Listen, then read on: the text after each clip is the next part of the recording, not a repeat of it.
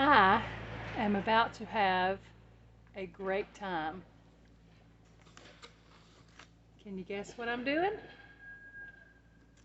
We have a 70-degree day here in almost lower Alabama, mid-Alabama. I've got my plant labels. I've got my Sharpie. I've got my hydration. I have my seeds, plant cells, and my favorite potting mix, which is this right here. Jiffy Organic Natural Seed Starter.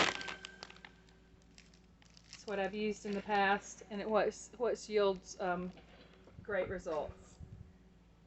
You can hear the excavator in the background. We are doing lots of work in the front yard. We're about to build a front porch.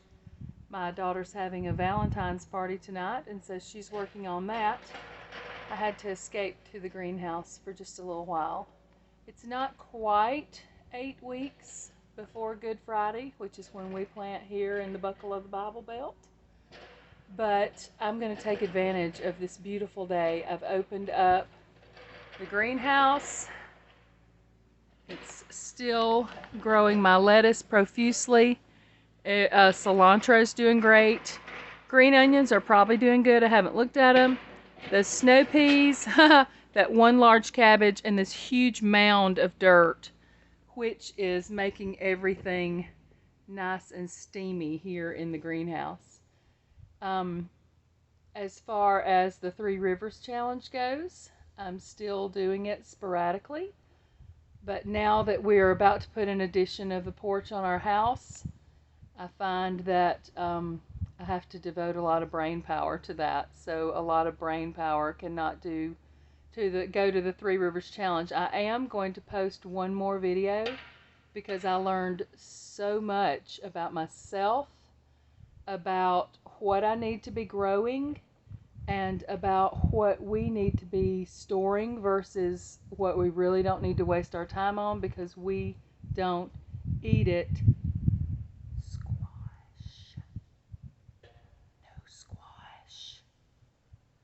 Unless I'm going to give it to the pigs. So I'm going to start planting. Note to self and everyone watching, these have been stored in the heat and cold of my greenhouse, and now they are splitting. So I will not do that again and not make that mistake again. I think I'm still going to use them. Not maybe these that are split all the way down, but I'll find some use for it. So I have one that's not split. I'm going to take better care of those. I don't need to spend $50 on that every year. I have a 72 cell that's going to sit down in it. And then, I wish I had brought my scissors up here. Everybody who gardens knows I just used my teeth to open the bag. Oh, that's a nice little steamy environment inside this bag. I'm sure I can credit that to the steaminess of my greenhouse. I've got it opened up today. This big pile of composting dirt over here is really making it steamy. So I just do it like this. I don't know how you're supposed to do it. I've never really paid much attention to it. I've started seeds before, but this year I'm taking it a little more seriously. I'm just going to spread it out and into the seed cells. I mentioned this is 72, so I'm certainly probably not going to plant 72 of anything. That's why I have these plant labels, so that I can know what I planted. I always think I'll remember, and I write it down on a sheet of paper. Well, if you write something down on a sheet of paper or in a notebook and you leave that notebook out in the sunlight in your greenhouse, guess what happens? All the ink fades. So that's what happened to me. And so I don't know what I planted where. I'm going to try these labels this year, and I really think that they will work out much better. Gonna pack that in just a little bit. Try to keep from having to put this soil back in the bag. I think that'll be a mess, probably get wasted. So if I just pack the cells down a little bit, they will receive a little more soil. Had to wrestle with my pig this morning. My neighbor called, a neighbor that I see occasionally, but she's never been to my house. She calls, she says, I think Julia is in Miss Pat's yard. Miss Pat lives down below us, and she lives almost at the road. We're about a half a mile off the road, maybe a little more. And the first thing that came to my mind is, how do you know my pig's name is Julia?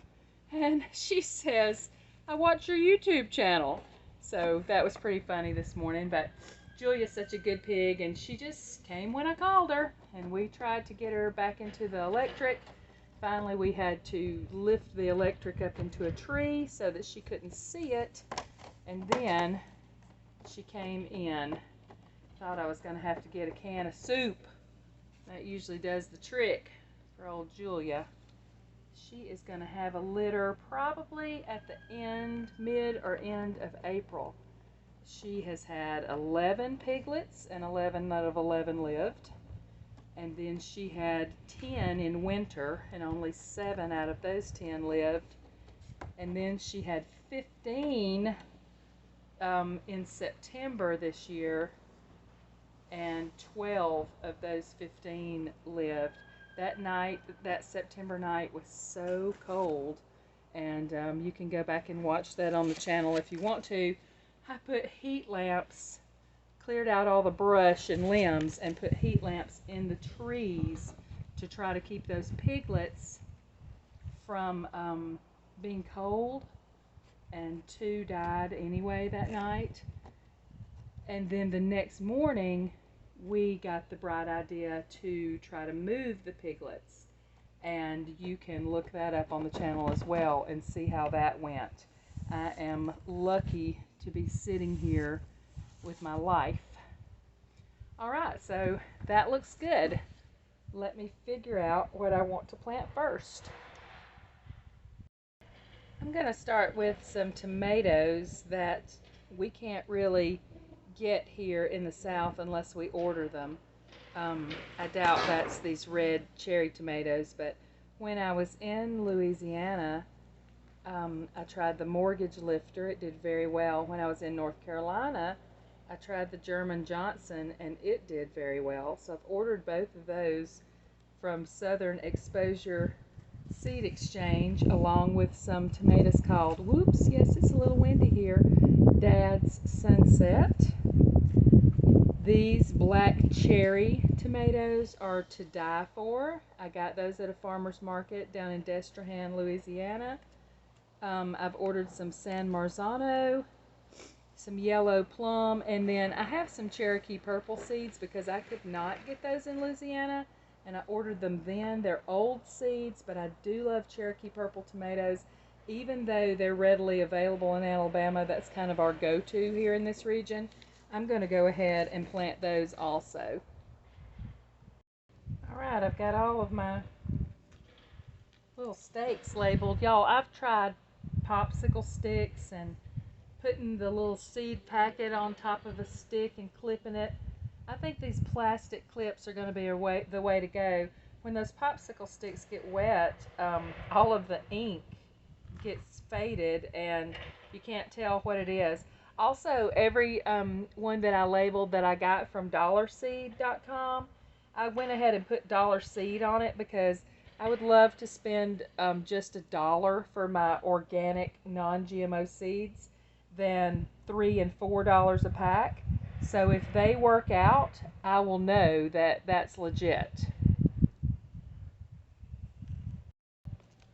I've got a little seed planter, but I didn't bring it up here with me, and I don't want to walk all the way down to the house to get it. So I picked up a little stick. Throw that out. It's a little wide. I'm just going to make a little hole in each one, about 1/2 inch deep. heard somebody say your seeds can be planted 3 times their diameter. I'm going to go ahead and make a hole in everything, and then I'll plant the seeds. I decided to turn the tray long ways, so maybe I could get a whole row of each. It's a lot of different tomatoes, and I tried probably 6 different kinds last year and picked out the ones I like the best. Cherokee Purple remains my favorite, but I did love the German Johnsons, and I really love the black cherries. So I'm keeping some notes, and I will whittle it down to just what I want to plant at some time. Now I know you don't want to watch me plant all these seeds, so I'm going to plant a few and put the labels in. I'm going to put 2 seeds in each little pouch or each little hole. I hate doing that because then you have to pluck one out later like their life never mattered, and that kind of hurts my feelings, but it's just a seed. It's okay.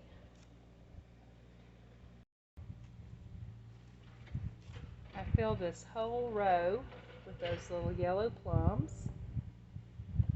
2 in each hole, and then I opted not to make another row of them. In about 3 weeks, I'll do this again, or even 4 weeks, so that I can stagger my tomato plantings and have them longer in the season. Alright, there's that stake. Now I'm just going to keep going with everything and get all of my tomato seeds planted. Alright, they're all planted. They're all labeled. What a nice, neat little package. I've got 2 more rows of tomatoes to plant, the Cherokee Purple and the German Johnson. And honestly, I think I may have some at the house. I'm going to run down there and see, because I don't want to plant tomatoes in several different flats. I'd like to keep them all together, but I'm just going to put this in my little greenhouse within a greenhouse and start taking care of those so that they will be great seedlings for the garden. As I start my next one, I think I failed to mention all of my seed cells have holes in them, but then I sit them into these trays. The trays water the seed cells from underneath, so you don't risk damaging the little seedlings that are coming up. I'm using this system for the first time this year. I've already planted some hydrangea cuttings, and about, I don't know, maybe half of those are already leafed out, so I think it's going to be a good thing. I was right about having more tomatoes. I've got a Beams yellow pear, a tomato, a blonde Kopfchen, who knows what that is. And then I ordered from Baker Creek this year, I ordered an Amish paste tomato. I'm going to quickly go through what else I'm going to be planting, then we're going to wrap this video up. I have some 3-year-old asparagus, but I'm also going to plant some more asparagus so I can get that started. Ajvarsky peppers on the advice of Kevin and Sarah at Living Traditions Homestead. I have some sweet Hungarian peppers, some jalapeno peppers, another Carnival blend sweet pepper, and then I got these 3 at the Mother Earth News Fair. A Yes to Yellow, Right on Red, and Orange You Sweet. So I'm going to just put those in the ground to see. They were free. Lastly, I'm going to try some Delicata Squash, because people say when you fry it, it's like French fries. I'm going to try some Butternut Squash because Kevin and Sarah at Living Traditions Homestead said that it keeps a long time and that it's a great food to have on hand. And then we really do love this white scallop squash. When you fry it, it is like eating a piece of fish. It's also great on the grill. But as far as the yellow squash goes, we just really don't eat much of it, so I'm not going to plant much of that this year.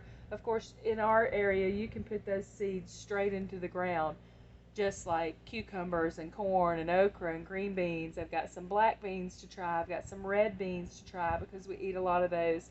I can put my cantaloupe and watermelon, all of that straight into the ground. So I hope that you're getting started with your garden as well. If you haven't, or even if you haven't ever grown a garden, let's get the Hoopty RV out of the background. If you haven't ever grown a garden, now is the year to try. Check out the grocery store shelves. Take a look around. Groceries are going up. Groceries are getting scarce.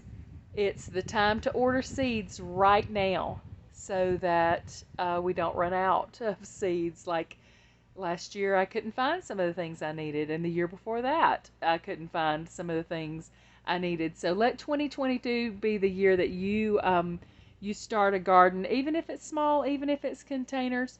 Just start it and see if you can do it, because you may need it in the near future. Hope your day is as good as mine. Like, share, subscribe.